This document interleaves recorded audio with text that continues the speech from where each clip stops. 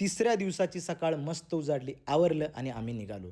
सकाळी लवकर बाहेर नाश्ता केला आणि आमच्या प्रवासाला सुरुवात झाली. आजचं आमचं डेस्टिनेशन होतं चिलखा लेक.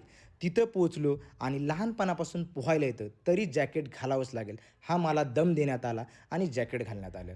परदेशी पाहुणेसुद्धा आमच्या बोटीत होते. या भाईनं आमच्या गाडीला किक मारली आणि आमची बोट निघाली. यांनीसुद्धा आमचं स्वागत जोरदार केलं. तेवढ्यात म्हटलं एक छोटंसं फोटोशूट करावं. लाल खेकडे बघून लहान मुलांचे गालसुद्धा लाल झाले होते. तेवढ्यात स्नॅक्स ब्रेक झाला. तुम्हाला डॉल्फिन दाखवले जातील. या भावनेने खेचून आणलेल्या पर्यटकांना डॉल्फिन काही दिसेना. शेवटी सगळे वैतागले मोबाईलमध्ये आणि झोपलेसुद्धा. शेवटी समोर कावळे होते, ते पण डॉल्फिनची वाट बघून निघून गेले. आमच्या भाईने चिलीम पेटवली आणि रिव्हर्स घेर मारला. शेवटी आयर्लंडवर गेलो.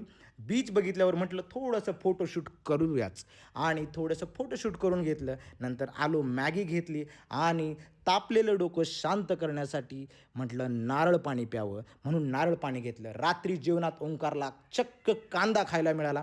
त्याच्यामुळे त्याच्या चेहरा वेगळा आनंद होता. हे आपले महाराष्ट्राचे पब्लिक भेटलं. खूप भारी वाटतं. ब्लॉग कसा वाटला कमेंट करून